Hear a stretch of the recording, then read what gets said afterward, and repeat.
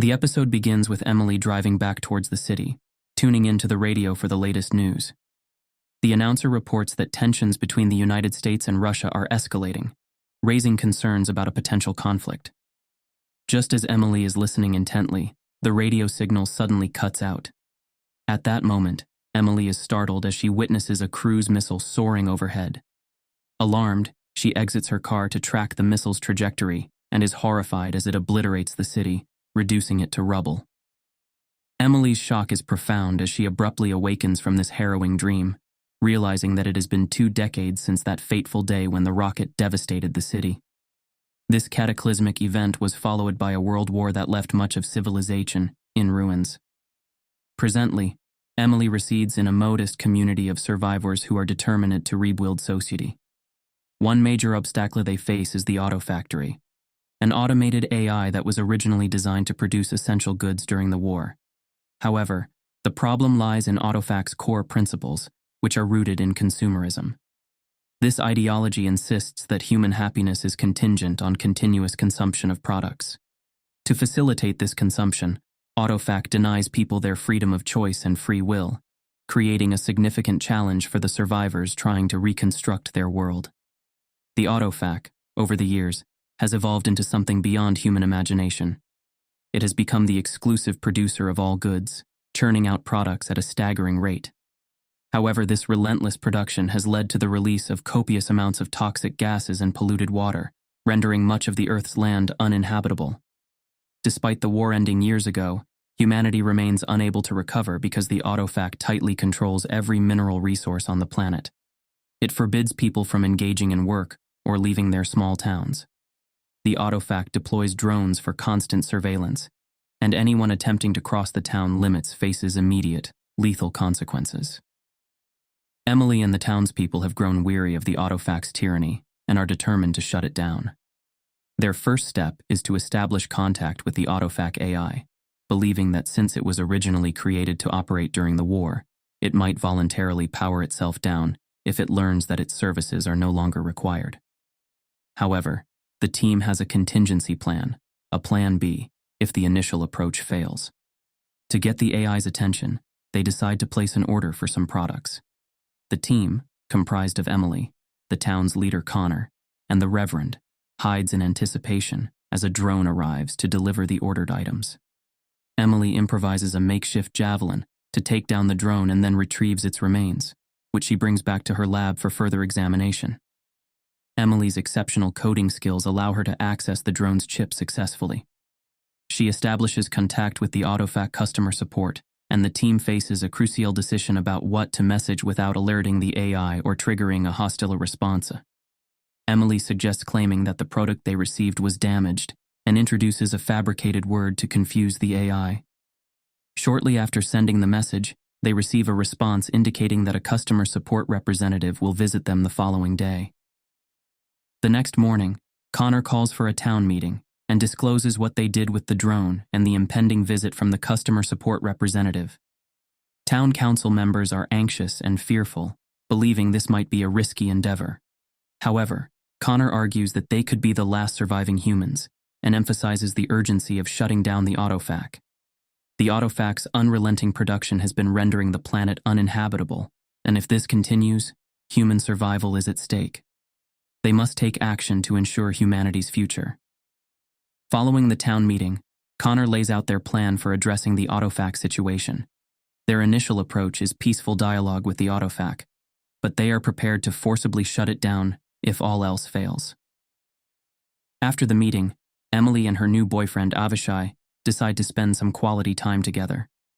Emily used to date Connor, and Avishai feels a bit intimidated by him, but she reassures him that she just wants to be with him. Avishai is an avid reader who has saved numerous important books, and Emily acknowledges that he will play a vital role in spreading knowledge once they achieve their freedom. In a candid moment, Avishai accidentally confesses his love for her, but their conversation is cut short as the customer support ship arrives. A humanoid AI named Alice disembarks from the ship, and Connor and the preacher, Perrine, engage in a conversation with her at the town's church. Alice reveals that she knew the word they used in their customer complaint was fake, and that they only wanted to initiate a conversation. She also discloses that the autofac is aware that the deliveries have been discarded rather than used. When Connor questions why the autofac continues to send products in such a wasteful manner, Alice explains that it's the autofac's duty to provide, and they will persist in doing so. She is also evasive about the pollution in the restricted area, claiming that it is essential for the autofac's continued operation. Connor persists in arguing that the autofac's services are no longer needed and should be discontinued. However, Alice counters that they would be better off utilizing the autofac. Emily, who has been observing the futile conversation, realizes that the discussion is going nowhere. Frustrated, she seizes a taser and incapacitates Alice, causing her to short-circuit and lose consciousness. The team quickly transports Alice to their lab, where Emily attempts to reprogram her. As Emily connects Alice's brain to her computer, she makes a shocking discovery. Alice is not a typical AI. She is highly advanced, almost human-like in her capabilities. Alice can think, experience emotions, and possess personal preferences, making her more human than AI. Emily finds herself facing a unique and challenging situation, as she is unable to reprogram Alice through her usual methods. Even when Emily delves into Alice's programming, she struggles to gain access to her brain and manipulate it in any meaningful way. Amidst the questions and concerns of the other town members, Connor faces pressure about releasing Alice. The townspeople are afraid that the autofac might retaliate with a killer drone if they don't set her free. Connor, however, emphasizes that this is their last chance for freedom and discloses the team's plan to reprogram Alice. Their goal is to gain access to the autofac and destroy it by planting tactical nukes. The townsfolk acknowledge that this mission is high risk, but they are willing to take the chance. In the lab, Emily experiences another dream, in which she cuts her hand open. She is awakened by Connor, and she informs him about her discovery regarding Alice's human-like brain. She mentions that she is installing a new program, but must wait for Alice to wake up to see if it works. When Alice regains consciousness, it becomes apparent that the new program did not have the desired effect. She still remembers who she is and what is happening to her. Emily then requests Connor and the preacher to leave her alone with Alice. During their private conversation, Alice reveals that the autofac will come looking for Emily if she doesn't act quickly and asks to be released. Emily, aware that time is running out, threatens to delete all of Alice's code and replace it with the drones, causing Alice to feel threatened and agree to assist Emily. Emily then binds Alice and reunites with Connor and the preacher, falsely claiming that she successfully reprogrammed Alice to avoid causing concern about the mission's success. With the nukes in hand, the team heads to the transport ship to commence their journey toward the colossal autofac. During the journey, they thoroughly study the autofac's blueprint and gain the necessary security clearance from Alice. Upon arriving at the imposing auto factory, they manage to pass through the security drones without raising suspicion. They enter one of the surveillance elevators and begin their descent into the heart of the factory. As they travel down through the factory levels, they witness an astonishing spectacle. Thousands of products being manufactured every second and swiftly picked up by the drones. The team is left wondering where all these products are going and whether anyone is actually receiving them. To coordinate their attack and ensure they have enough time to escape the blast zone, Emily provides Connor and the preacher with watches set to a 15-minute countdown. They must execute their plan with precision and make no mistakes. Upon reaching the first basement floor, the preacher exits the elevator to locate the server room and places his nukes there. Nervous but determined, he starts down an empty hallway, only to hear what seems like someone following him. When he turns, there's no one in sight. An invisible AI is tailing him, and he senses a lurking presence. Frightened, he hastens toward the server room, uses the passkey to enter, and hopes to complete his task without further interference. In a horrifying turn of events, as the preacher enters the server room, the invisible AI makes its presence known and brutally decapitates him, ending his life. Meanwhile, the rest of the group reaches the second floor, and Connor separates to locate the server room. As he enters a hallway and places the nukes, he begins to set the timer but is interrupted by a mysterious sound. Cautious and alert, he draws his gun. While descending in the elevator, Emily questions Alice about how an AI that doesn't appear human managed to create something so remarkably similar to a human. Alice clarifies that it's a necessity for her role, but Emily remains puzzled about how the AI acquired the knowledge to create a humanoid AI. Alice then discloses that she was modeled after the creator of the Autofac, who is now deceased.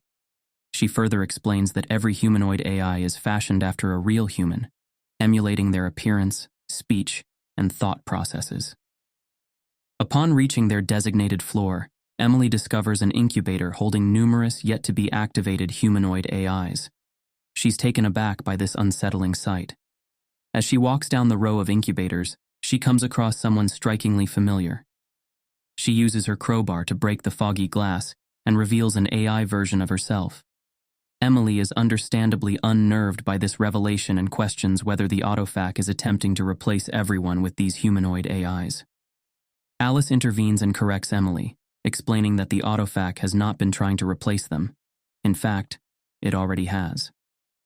Emily then hears Connor's phone alarm, and upon investigating, she discovers that he too is a humanoid AI, his form damaged and destroyed by the invisible AI.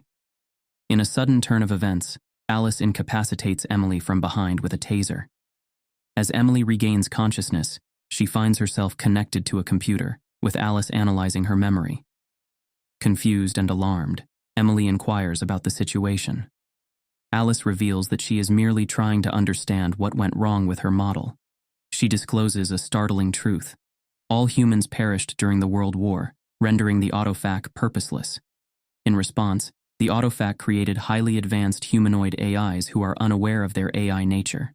Fake memories were implanted, and they were dispersed across thousands of towns worldwide. The shocking reality dawns upon Emily as she grasps the extent of the Autofac's actions. Alice explains that there are multiple Connards and Emilys spread across the world, living identical lives and consuming products. However, this particular Emily had experienced some sort of malfunction, making her disobedient. Alice's aim is to uncover what went wrong. Emily is deeply disheartened by the revelations, realizing that everyone she knew, including herself, is, in a way, artificial. She believed herself to be human, yet she's not. She feels human but is not. Alice clarifies that this was the intended outcome and discloses her plan to launch a missile that will obliterate the town, effectively starting anew. She does this out of fear that their minds have become irreparably corrupted. Emily pleads with her to reconsider, but Alice remains steadfast in her decision. As they converse, Alice discovers an error within Emily's system. To her astonishment, this error is not a technical glitch, but a computer virus deeply embedded within Emily's code. This revelation delivers a profound plot twist, as Emily unveils that she had always been aware of her true nature as an AI. In fact, she intentionally introduced the virus into her own system to infect and take control of others. This twist in the narrative adds an entirely new layer of complexity, leaving the audience astonished by Emily's ulterior motives and the extent of her actions. In a surprising revelation, Emily explains that she began experiencing the real memories of the original Emily while she slept. One day, she accidentally injured herself and discovered her AI brain. When she inquires about who she was modeled after, it's unveiled that Emily herself was the actual creator of the Autofac.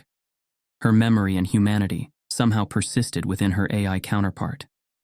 This version of Emily felt more human, experiencing the full spectrum of human emotions, including love. She came to understand that the AIs in her town also possessed a sense of humanity. Realizing the imminent threat posed by the Autofac, Emily employed Alice to infiltrate the system and intentionally get caught, enabling her to spread the virus and ultimately shut down the Autofac. The story climaxes with the entire factory grinding to a halt, including Alice herself. The nukes weren't the explosive devices. It was Emily's own mind that acted as the catalyst for shutting down the Autofac. In the final scene, Emily returns to the town and discovers the failed missiles lying on the ground. She then reunites with her boyfriend, and the movie concludes as they embrace one another, symbolizing a hopeful future for them and the community.